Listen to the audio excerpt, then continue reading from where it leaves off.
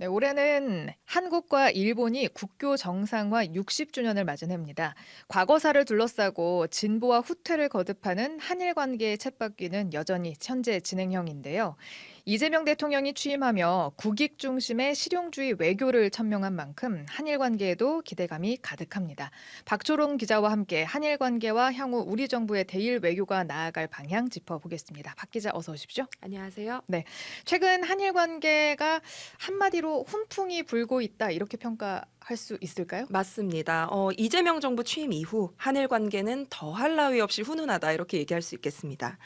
현지 시간으로 지난 17일 캐나다에서 열린 G7 정상회의 계기로 한일 정상회담이 열렸는데 이 자리에서 이재명 대통령은 한일 관계를 두고 마치 앞마당을 같이 쓰는 이웃집처럼 때려야 뗄 수 없는 관계에 있다고 말했는데요. 이재명 대통령의 말 한번 들어보시죠. 차이들을 넘어서서 한국과 일본이 여러 면에서 서로 협력하고 서로에게 도움되는 관계로 더 발전해 나가기를 기대합니다. 이시바 일본 총리도 화답을 했습니다. 이시바 총리는 한일 수교 60주년의 의미를 강조하면서 양국 협력을 통해 지역 안정을 이루자 이렇게 화답을 했습니다. 이시바 총리의 말도 한번 들어보시죠.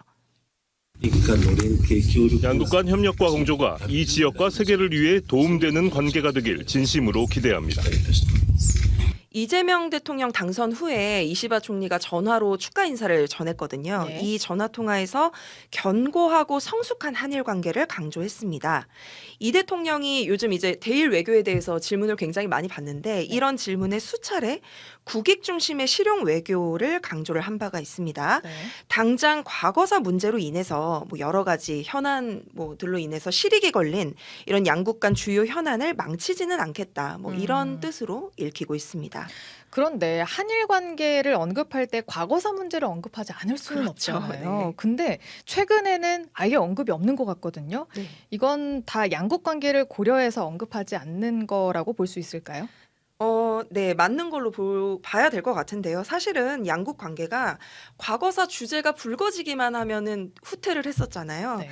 그 1965년에 한일 협정을 체결할 당시에 일본의 극심한 반대 때문에 과거 침략과 식민 지배에 대한 사과의 문구를 담지를 못했었던 한계가 있었거든요. 특히 이 한일 합방이 원천 무효라는 것도 명시를 하지 못했었습니다. 이렇게 얼기설기 봉합된 관계였던 까닭에 양국 관계는 일본 지도자들의 뭐 과거사 관련 망언이 나오거나 역사 교과서 왜곡 문제, 뭐 독도 문제, 야스쿠니 신사 참배 문제 이런 여러 가지 과거사 문제가 불거질 때마다 어려움을 겪을 수밖에 없었거든요. 네. 그런데 지금은 그 과거사 때문에 한일 양국이 다툴 여유가 없습니다. 우선은 뭐 북한 핵 위협 여전한 상황이죠.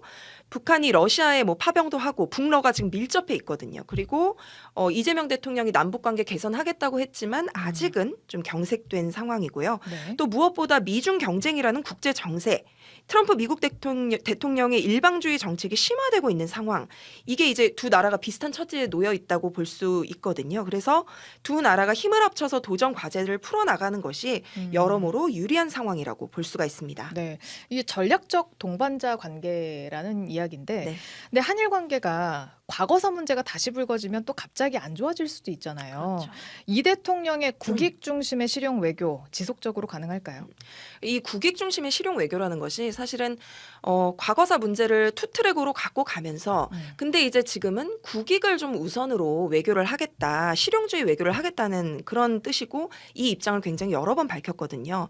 일례로 윤석열 전 대통령이 추진했던 강제징용 피해자에 대한 제3자 대위 변제안 이게 일본이 아니라 우리 기업이 기부금을 내서 이 징용 피해자들을 피해를 보상을 하자는 건데 당시에 국내에서 굉장히 많은 논란이 일었습니다. 네. 이재명 대통령도 당시에 민주당 당대표였나요? 그때 이제 매섭게 비난을 했었거든요. 뭐 윤석열 정부가 일본의 하수인이 되는 길을 선택했다 이렇게 좀 굉장히 비난을 했었는데 그래서 이 대통령 취임 전후로 일본도 이 윤석열 정부의 안이 유지가 되겠느냐 관심이 굉장히 많았는데 이 대통령이 당선 후에 이와 관련한 질문에 일관성이 있어야 된다 이렇게 언급을 했어요. 그래서 네. 일단은 일본 여론도 좀 이재명 대통령에 대해서 많이 우호적으로 돌아선 상황이고요. 그런데 말씀하신 것처럼 불안 요소는 남아 있습니다. 뭐 예를 들면 한일이 앞서서 유네스코 세계문화유산에 등재된 조선인 강제징용 현장인 사도광산 추도식 문제로 갈등을 계속 겪고 있거든요. 지금 작년 추도식에는 우리 측이 참석하지 않고 파행이 되는데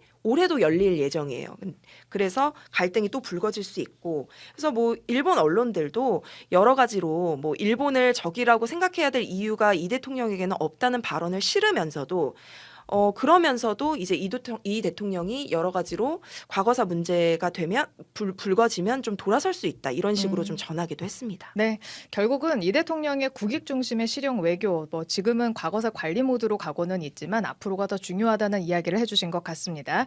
네, 지금까지 박초롱 기자와 이야기 나눠봤습니다. 고맙습니다. 감사합니다. 지금까지 CBS 박지환의 뉴스톡이었습니다. 노컷으로 보는 뉴스의 새로운 기준, 지금 알림과 구독 설정하시고 함께하세요.